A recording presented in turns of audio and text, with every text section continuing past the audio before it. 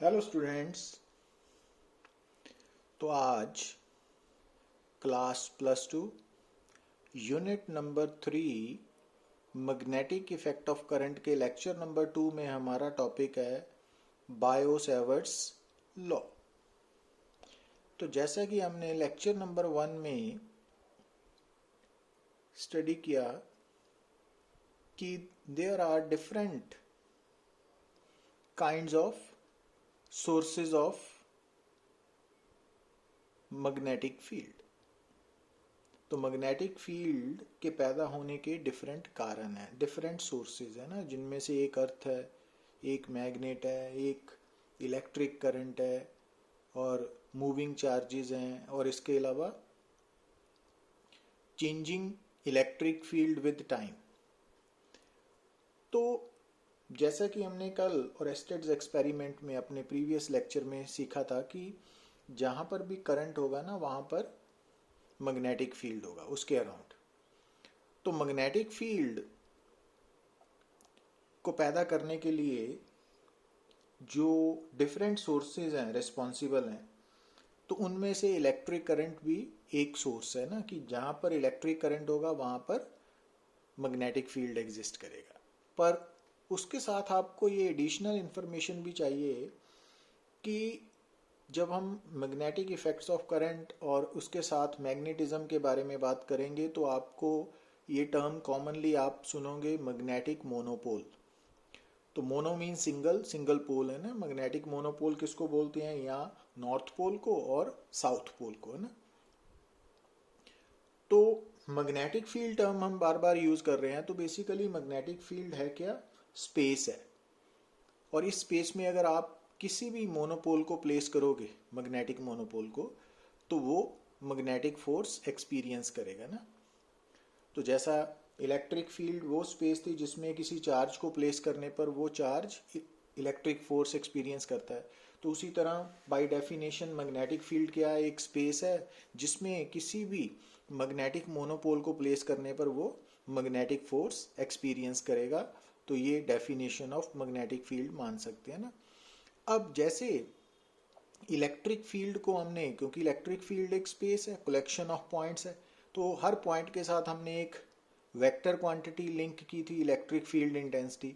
तो उसी तरह से मैग्नेटिक फील्ड भी एक स्पेस होने के कारण हम इस स्पेस के अंदर हर पॉइंट के साथ एक वेक्टर क्वांटिटी ऐड कर सकते हैं ना, लिंक कर सकते हैं। और उस वेक्टर क्वांटिटी का नाम है मैग्नेटिक फील्ड इंटेंसिटी, या फिर मैग्नेटिक इंडक्शन, या फिर मैग्नेटिक फ्लक्स डेंसिटी, और कई बार सिंपली मैग्नेटिक फील्ड स्ट्रेंथ भी बोल देते हैं ना। और कई बार मैग्नेटिक फील्ड, जब हम ये कहते हैं कैलकुलेट मैग्नेटिक फील्ड, उसका मतलब है कि हमने मैग्नेटिक फील्ड इंटेंसिटी कैलकुलेट करनी है ना, मैग्नेटिक इंडक्शन कैलकुलेट करनी है, या मैग्नेटिक फ्लक्स डेंसिटी कैलकुलेट करनी है। और इसका सिंबल आप देख रहे हो स्क्रीन पे, बी वेक्टर है ना। तो ये बात आपने याद रखनी है। अच्छा, अब अगर हम, क्योंकि magnetic field intensity physical quantity है, तो इसके एसआई यूनिट क्या होंगे? तो वो आपने याद रखना है। टेस्ला इसका एसआई यूनिट है और गॉस इसका सीजीएस यूनिट है। और दोनों में रिलेशन क्या है कि 1 टेस्ला 10⁻⁴ गॉस है ना। तो ये रिलेशन आपने याद रखना है। जैसे आपको मालूम है ना कि 1 metre is equal to 100 centimetre, 1 kilogram is equal to 1000 gram.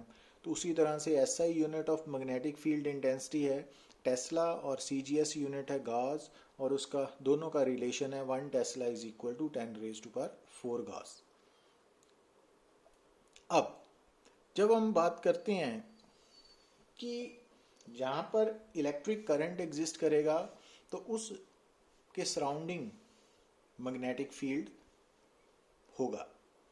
तो अब स्क्रीन पे आपको क्या नजर आ रहा है? एक करंट कैरिंग कंडक्टर है। तो ये कंडक्टर जो है, करंट कैरिंग कंडक्टर, ये आर्बिट्रेरी शेप का है ना।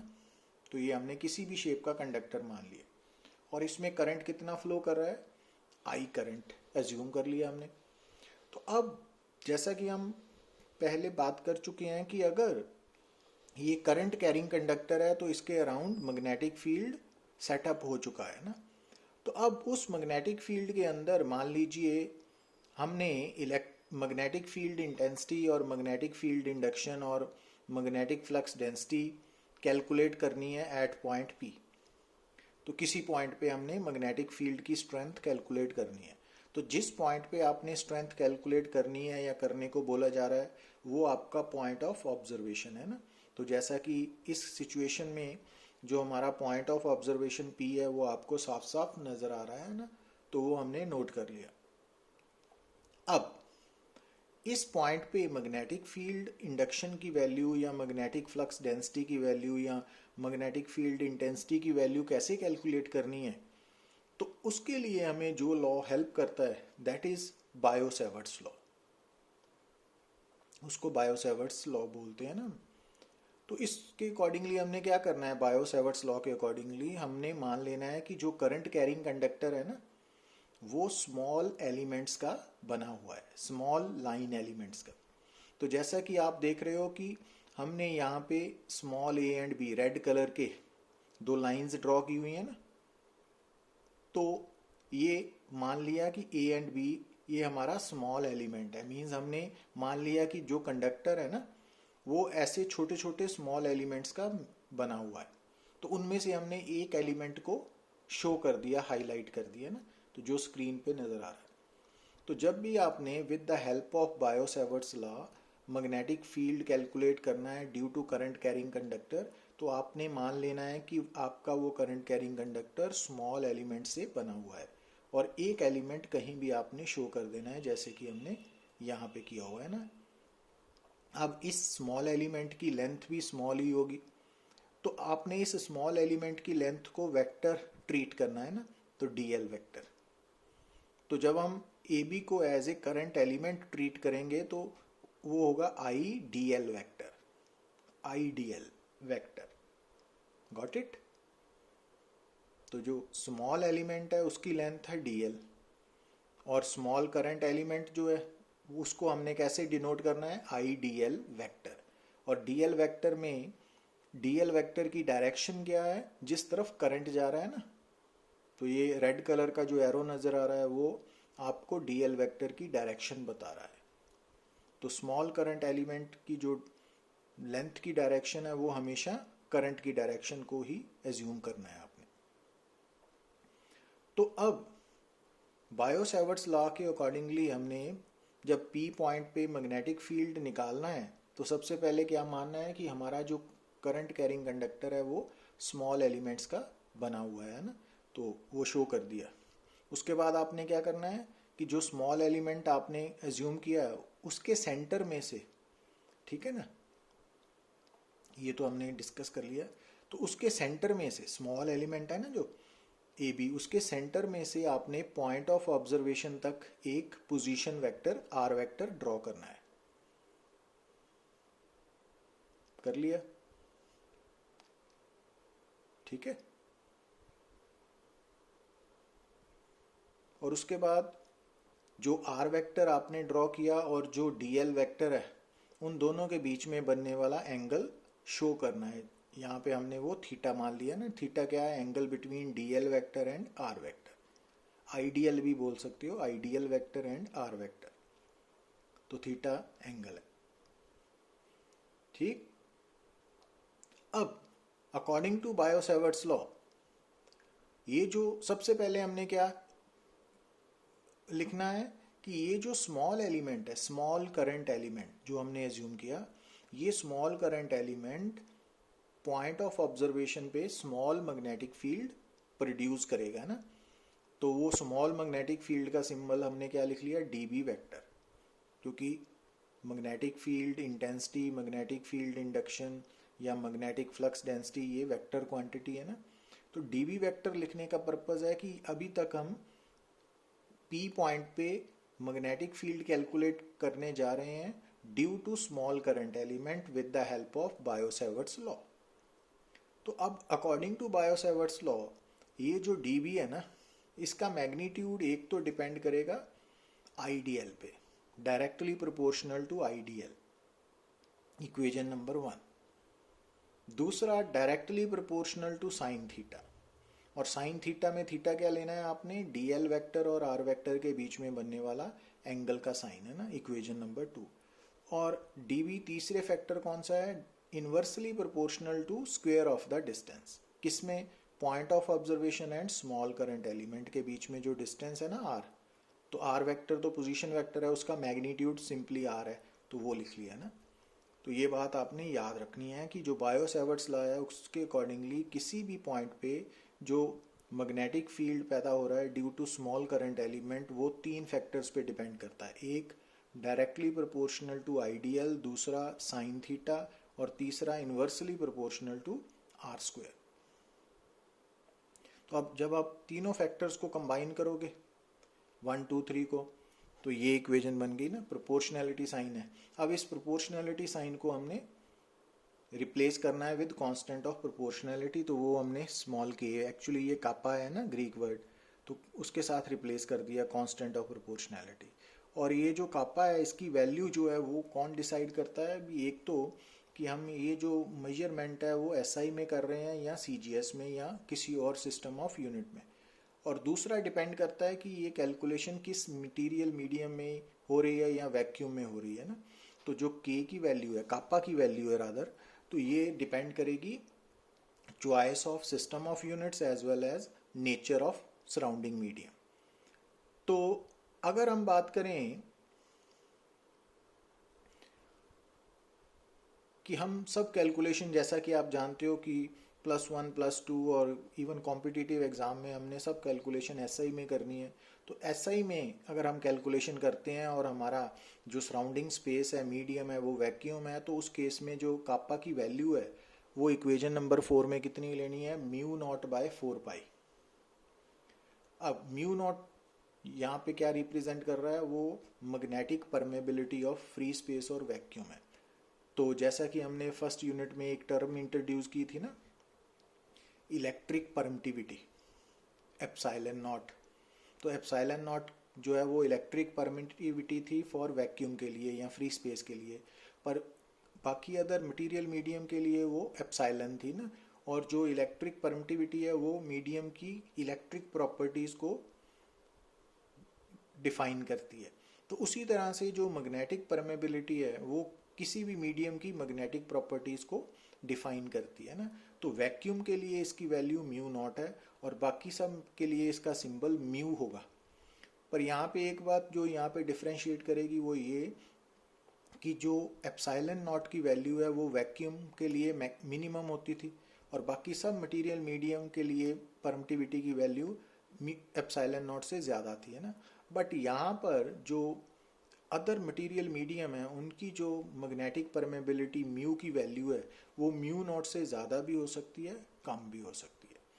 तो अब यहाँ पर हम ये मान के चल रहे हैं कि जहाँ पर हम जिस मीडियम में हम मैग्नेटिक फील्ड कैलकुलेट कर रहे हैं वो वैक्यूम है, फ्री स्पेस है, तो उसके लिए मैग्नेटिक परमेबिलिटी μ0 की वैल्यू कितनी लेनी है हमने, 4π × 10⁻⁻7 टेस्ला मीटर पर एम्पियर।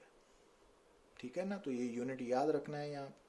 तो ये हमारा, तो ये K की वैल्यू, कापा की वैल्यू हमने इक्वेशन नंबर 4 में सब्स्टिट्यूट कर दी, और ये किस कंडीशन में सब्स्टिट्यूट हुई है कि वैक्यूम या फ्री स्पेस है और SI यूनिट्स यूज हो रहे हैं ना। तो बायो-सैवर्ट्स लॉ की ये फॉर्म बन गई, ये स्केलर फॉर्म है μ0/4π आइडियल sin θ/r²। मीन्स इस फार्मूला के अकॉर्डिंगली जब भी आपने किसी भी स्मॉल करंट एलिमेंट के कारण किसी भी पॉइंट पे मैग्नेटिक फील्ड कैलकुलेट करना है तो वो स्मॉल मैग्नेटिक फील्ड किसके बराबर होगा, μ0/4π × आइडियल sin θ/r²। अब इसमें आइडियल क्या है, जो स्मॉल करंट एलिमेंट है उसकी वैल्यू है, साइन थीटा में थीटा क्या है, dl वेक्टर और r वेक्टर के बीच में बनने वाला एंगल है। अब r वेक्टर क्या था ये याद रखना पड़ेगा कि जो स्मॉल एलिमेंट हमने एज्यूम किया है उसके मिड पॉइंट से पॉइंट ऑफ ऑब्जर्वेशन तक का पोजीशन वेक्टर था ना, और स्मॉल r क्या है, उस पोजीशन वेक्टर का मैग्नीट्यूड है ना। तो ये पॉइंट्स आपको याद रखने पड़ेंगे।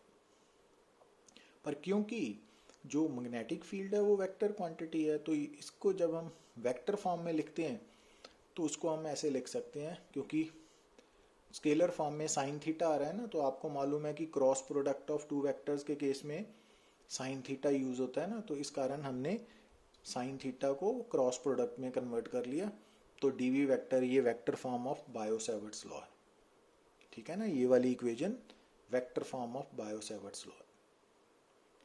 और ये फॉर्म आपको बता रही है कि जो डायरेक्शन ऑफ डीवी वेक्टर है ना, वो आप कैसे फाइंड आउट कर सकते हो, डीएल वेक्टर और आर वेक्टर के क्रॉस प्रोडक्ट से by using right hand thumb rule, ठीक है ना। तो इसके बारे में अभी बात करते हैं हम। तो किसी भी स्मॉल करंट एलिमेंट के कारण किसी भी पॉइंट पे अगर आपने मैग्नेटिक फील्ड कैलकुलेट करना है तो उसके लिए आपके पास बायो-सेवर्ट्स लॉ है, और उसको आप स्केलर और वेक्टर फॉर्म में यूज़ कर सकते हो ना। जब आप स्केलर फॉर्म में यूज़ करोगे तो आपको सिर्फ मैग्नीट्यूड मिलेगा, और वेक्टर फॉर्म में both magnitude as well as direction.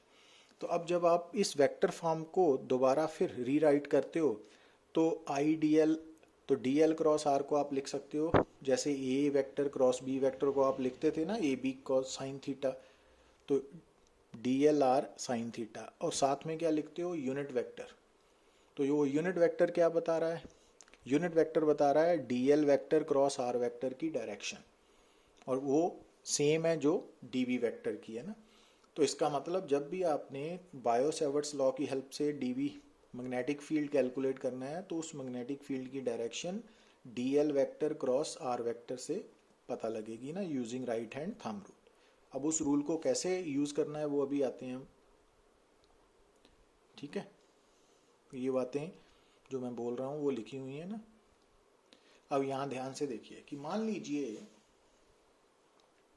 कि हमने ये स्मॉल करंट एलिमेंट के कारण पी पॉइंट पे डीवी वेक्टर की डायरेक्शन को रिप्रेजेंट करना है ना, शो करना है कि वो किस तरफ है। तो अब आपको मालूम होना चाहिए अकॉर्डिंग टू बायो-सेवर्ट्स लॉ वो DL vector cross R vector है।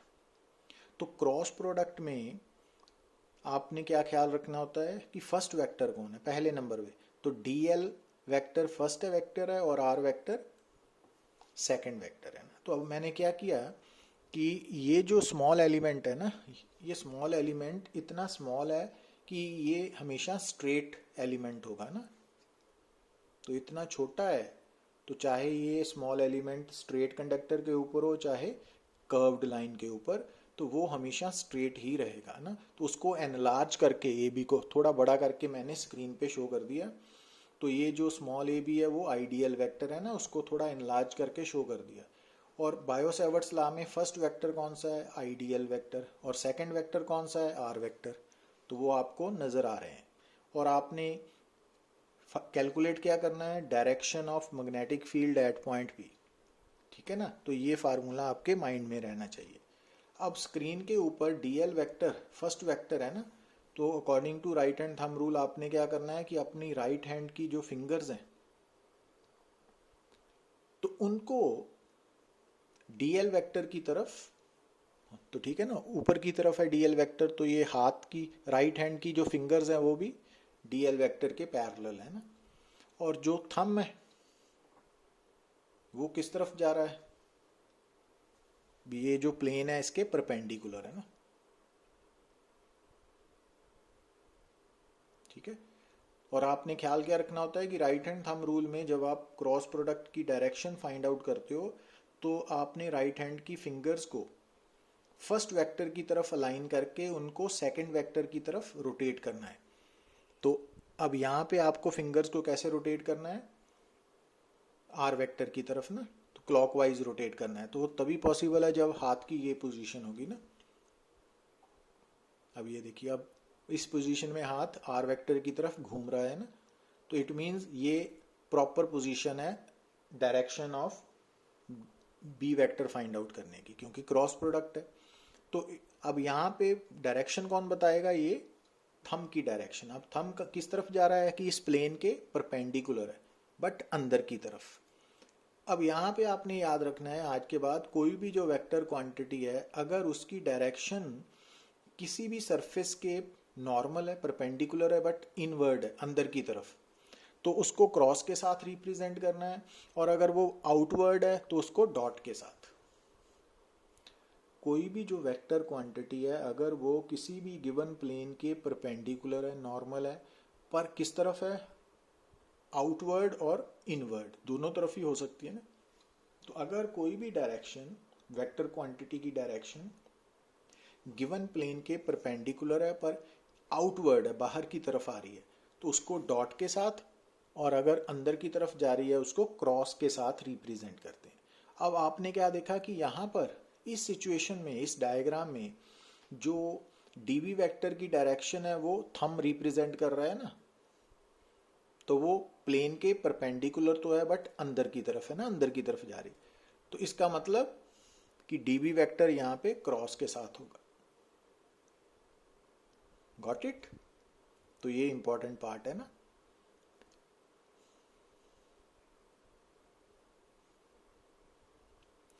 तो अब तक हमने ये सीखा कि बायो सेवर्ट्स लॉ को लिखना कैसे है मैथमेटिकली, और उसको यूज कैसे करना है, कि उसकी हेल्प से आपने मैग्नेटिक फील्ड की डायरेक्शन कैसे निकालनी है। अब यहाँ पे एक बात और दिमाग में रखनी है कि जो बायो सेवर्ट्स लॉ है ना, उसकी हेल्प से हम जब हम डीवी वेक्टर निकाल लेते हैं तो टोटल मैग्नेटिक फील्ड कैसे निकालोगे, उसको इंटीग्रेट करके ना। तो वो अभी हम सीखने जा रहे हैं first application of bio Savart's law में। अब दोबारा स्क्रीन पे ध्यान दीजिए कि यहाँ पे हेडिंग क्या लिखा हुआ है, magnetic field at the centre of current carrying circular coil. मतलब जो करंट कैरिंग कंडक्टर है वो सर्कुलर कॉइल की फॉर्म में है। मान लीजिए कि सर्कुलर कॉइल का रेडियस है कैपिटल आर, करंट आई है और सेंटर ओ है ना। तो हमने इस करंट कैरिंग कंडक्टर के कारण जो मैग्नेटिक फील्ड फाइंड आउट करना है वो कहाँ पे करना है, सेंटर पे। जो स्टेटमेंट है ना, हेडिंग है, वो बता रहा है। अच्छा, अब इस करंट कैरिंग कॉइल में जो करंट पैदा हो रहा है उसके लिए जो सेल या बैटरी जिम्मेवार है, उसकी वोल्टेज कितनी है, पोटेंशियल डिफरेंस V है ना, ये हमने एडिशनल मान लिया। तो अभी आप करंट पे कंसंट्रेट करोगे ना। अच्छा, अब तक आपको ये मालूम हो गया कि हमारा current carrying conductor circular coil है और पॉइंट ऑफ ऑब्जर्वेशन उसका सेंटर है। तो ओ पॉइंट पे हमने मैग्नेटिक फील्ड निकालना है। तो अब आप बायो सेवर्ट्स लॉ यूज़ करोगे। उसके लिए क्या बोला हुआ आपको कि सबसे पहले आपने स्मॉल करंट एलिमेंट ड्रॉ करना है। आपने ये मान लेना है कि आपका ये जो सर्कुलर कॉइल है ना, वो स्मॉल एलिमेंट्स से मिलके बना है ना। तो आपने एक स्मॉल एलिमेंट कहीं पर भी हाईलाइट कर देना है। जैसे यहाँ पे हमने ए बी शो कर दिया है ना, आपको स्क्रीन पे नज़र आ रहा है ना, A B small current element, और उसकी लेंथ कितनी मान ली, डी एल वैक्टर, और डी एल वैक्टर की डायरेक्शन करंट की तरफ होगी। तो ये क्योंकि पाथ सर्कुलर है तो सर्कल के ऊपर जो डी एल वैक्टर की डायरेक्शन है वो अलोंग द टेंजेंट होगी। तो इट मीन्स इस केस में जो डी एल वैक्टर है ना वो अलोंग द टेंजेंट ऐसे एक्ट करेगा ना। अच्छा, अब नेक्स्ट स्टेप क्या होता है कि उसके बाद हम जो स्मॉल करंट एलिमेंट हमने हाईलाइट किया उसके सेंटर में से, मिड पॉइंट में से पॉइंट ऑफ ऑब्जर्वेशन तक स्मॉल आर वेक्टर ड्रॉ करते हैं ना। वो कर दिया ना, नजर आ रहा है ना, सेकंड स्टेप। अब तीसरे स्टेप में क्या करते हैं हम, डी एल वैक्टर और आर वेक्टर के बीच में बनने वाला एंगल नोट करते हैं। वो 90 डिग्री है यहाँ पे, क्योंकि जो आर वेक्टर है वो अलोंग द रेडियस है और जो डी एल वैक्टर है वो अलोंग द टेंजेंट है। Got it? तो ये याद रखने हैं ना स्टेप्स आपने।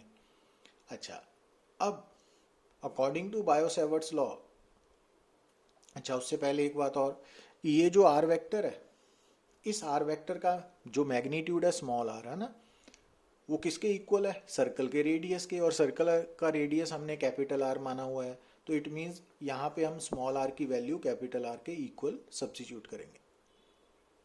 अब according to Biot Savart's law DV की वैल्यू क्या होती है, स्केलर फॉर्म में mu naught over 4 pi IDL sine theta by R square. अब हमारे इस आर्टिकल में थीटा 90 डिग्री है और स्मॉल आर कैपिटल आर के इक्वल है। तो डीवी की वैल्यू कितनी होगी, ये वाली होगी ना, इक्वेशन नंबर 1।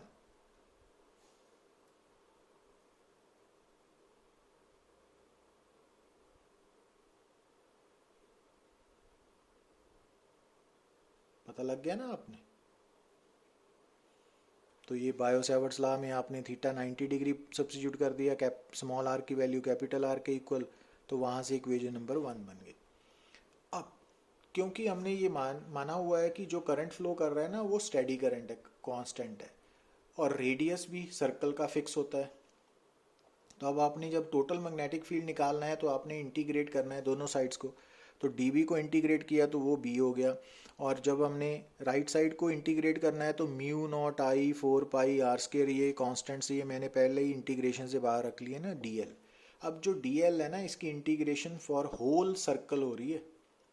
तो इसका मतलब ये हो गया कि ये जो रेड कलर के सर्कल में आपने dl इंटीग्रेशन साइन देख रहे हो ना, इसका मतलब पता क्या है कि सर्कल की टोटल लेंथ, और किसी भी सर्कल की टोटल लेंथ क्या होती है, सरकमफ्रेंस के बराबर। कितनी, 2π रेडियस। तो अब यहाँ पर ये dl इंटीग्रेशन की वैल्यू का मतलब है 2π रेडियस r, है ना। तो वो पुट कर दी। तो अब इसको सॉल्व करिए, तो ये मैग्नेटिक फील्ड है at the centre of current carrying circular coil. तो आज के बाद एक तो ये डेरिवेशन आनी चाहिए, दूसरा कि किसी भी सर्कुलर कॉइल के सेंटर पे, करंट कैरिंग सर्कुलर कॉइल के सेंटर पे जो मैग्नेटिक फील्ड है उसकी वैल्यू निकालने के लिए कौन सा फार्मूला यूज करना है, mu not I over 2r। तो म्यू नॉट आई क्या है, करंट कैरिंग सर्कुलर कॉइल के बीच जो करंट फ्लो कर रहा है वो, और आर क्या है उसका रेडियस। अच्छा, अब यहाँ पे ये मान के चल रहे हैं कि ये जो करंट कैरिंग कॉइल है वो सिंगल टर्न की बनी हुई है ना, एक ही टर्न है। पर मान लीजिए कि इसमें नंबर ऑफ टर्न्स n है, तो अगर n टर्न्स हो सर्कुलर कॉइल में तो फिर टोटल मैग्नेटिक फील्ड क्या हो जाएगा, n टाइम्स। तो capital N into mu not I over 2r, है ना, इक्वेशन नंबर 3।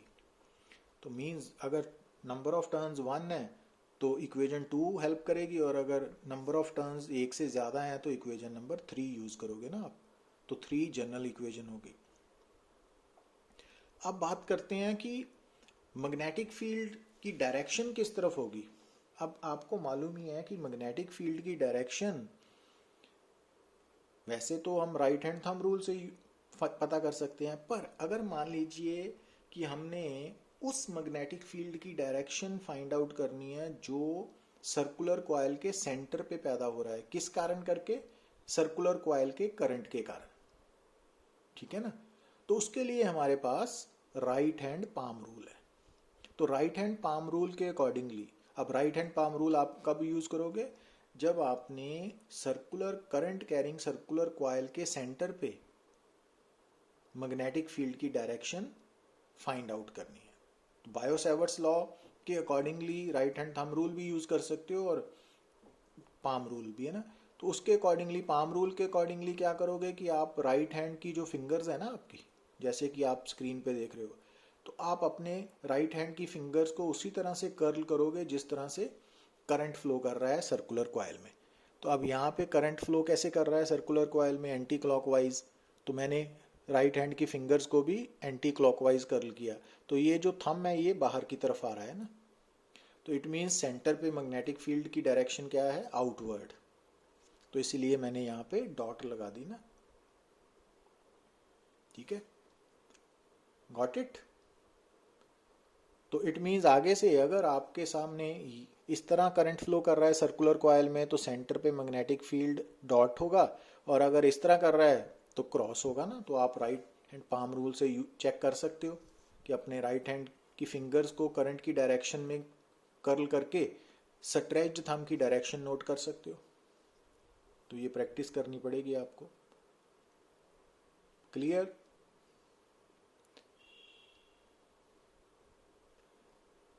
अच्छा, अब कुछ स्पेशल केसेस की बात करने जा रहे हैं हम, ध्यान दीजिए कि जैसे कि खास करके ये कंपटीशन में भी यूज होते हैं ना, तो उसके लिए कंसेप्ट्स हैं कि जैसा कि आप देख रहे हो कि ये आपके सामने सर्कुलर कॉइल है, ठीक है। तो इस सर्कुलर कॉइल का रेडियस क्या है,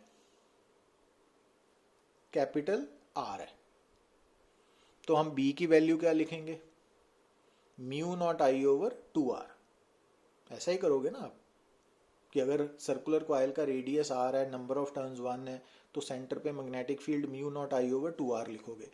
अब अगर मान लीजिए कि हमने यहाँ पर इसका रेडियस कैपिटल आर की बजाय स्मॉल ए ले लिया, मान लीजिए कि रेडियस का सिंबल आपने कैपिटल आर की जगह स्मॉल ए ले लिया, तो फिर सेंटर पे मैग्नेटिक फील्ड क्या होगा, mu not I over 2a, ठीक है ना, गॉट इट। अच्छा, अब यहाँ पर रेडियस ऑफ सर्कल स्मॉल ए से रिप्रेजेंट हो रहा है और कैपिटल आर यहाँ पे हम सिंबल यूज करने जा रहे हैं कि ये जो सर्कुलर कॉइल है ना उसकी रेजिस्टेंस।